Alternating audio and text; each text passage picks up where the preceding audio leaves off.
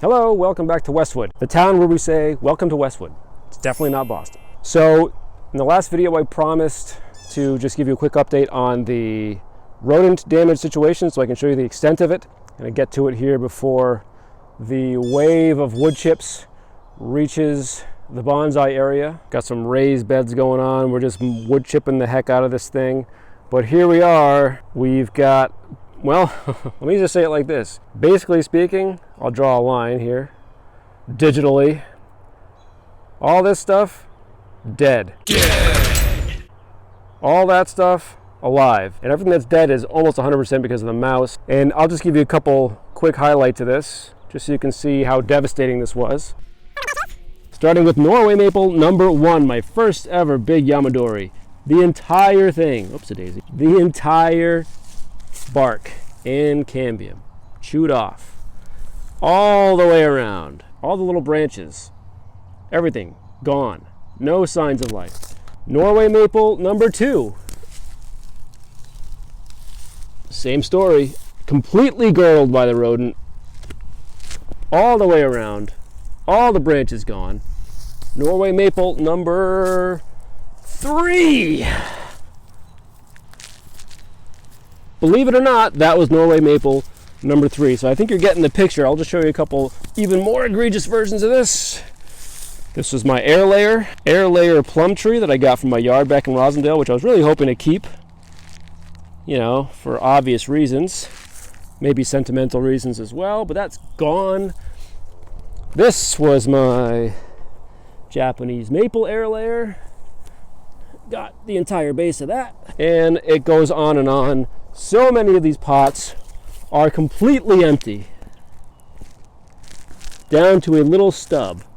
Seas of just empty pots. The smaller stuff, the rodent just completely chewed. That includes gifts from friends, like some home oaks that I may or may not have gotten from my friend Dave at Blue Sky Bonsai, a 9-bark from my buddy Jonah, also over in the UK. Oh, and here's a good one. Remember my forsythias? Yep. Not even attached to the ground anymore. They're all gone. So that's that depressing little bit of information. And now we'll just try to cheer up and look at some what actually made it. And I'll tell you who were the champions of making it. My goddamn Dawn Redwood cuttings that are doing awesome. For whatever reason, I think he got one of them, but then left all the other ones completely intact. Other things you may recognize, we've got one Norway maple left. We've got Norway maple number, whatever this was, the giant tanker. I think he just didn't think to get up to the top of this pot. But this guy's alive. We're gonna do work on him soon. I may just give him a trunk chop this year. Probably there. There's an ugly yew. We gotta repot those for the sake of it. There's an oak tree. Here's a couple things I pulled up before I ran out of there in my haste last year. Norway maple, dead. Norway maple, dead.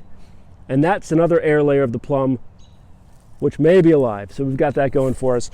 Anyway, a smattering of things. Oh, and then the wisteria. There's my giant wisteria Yamadori. The mouse did attack it, chewed a whole bunch of bark here and there, and actually made a burrow down underneath the trunk that I didn't notice. But even still, I feel like it's still alive. So that may pull through. So here's what we got left. We're going to do as much as we can this year with the remaining selection. But in the meantime, we've got to do something to offset those losses. So check this out. YAMADORI. That's some YAMADORI. So I was digging around the side of the house, looking for a place to plant a new tree, and I had these Norway maples growing up on the side of my house. Not a lot of potential, but when the mouse scourge of 2023 kills most of your trees, you just take what you can get. Some of these are pretty cool. That one might be nice. That one will not be nice, ever. Nor will that one, but we're gonna see how many we can pot up in the short time that we have here. Put the basketball down, use 2 hands. Okay, can you see that? Yeah.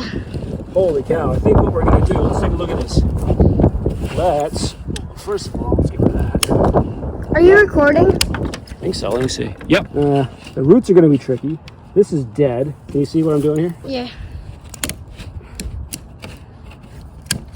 the dullest shears in the world. Let's see, what do we want to cut off? I think maybe we cut, you know what? I don't know what we're going to cut off. Executive decision.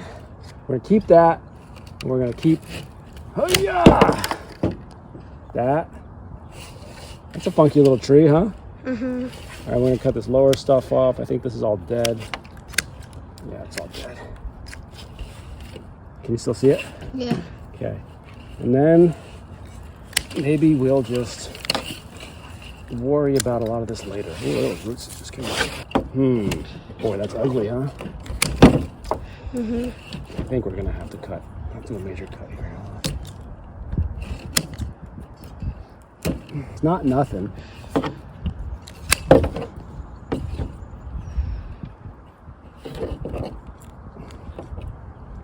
Oh, that's hard.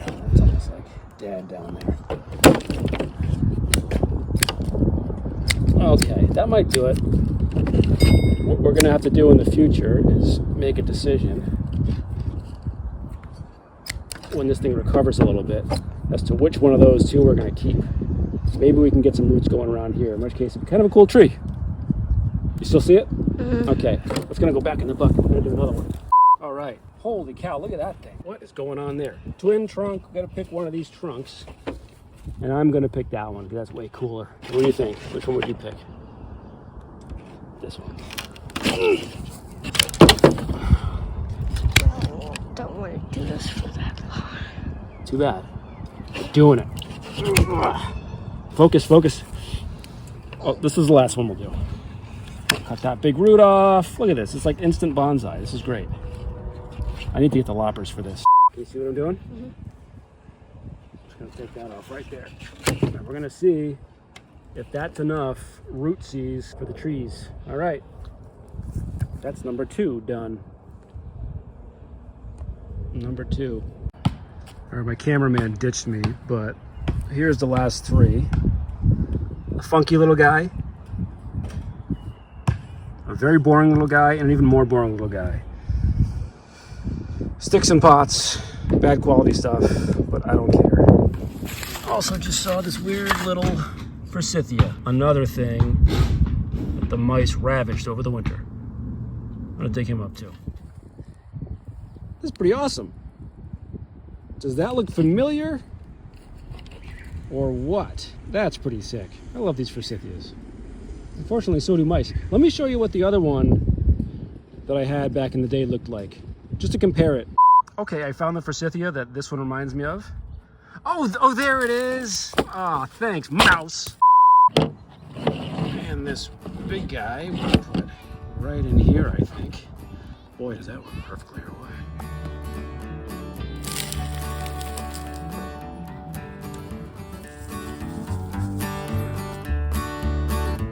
Yeah, hold on. Let me show everybody where we ended up with the trees for the day. So these are the maples we pulled out. There's the big one. That's where we ended up.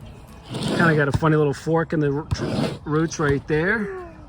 And then we ended up with this guy who is almost like a little bit of a raft style, maple raft. Why not? And then this guy's, you know, just kind of a mess. And then this guy is the one that, for no reason at all, we bound them together because it just didn't seem like either one of those warranted their own pot.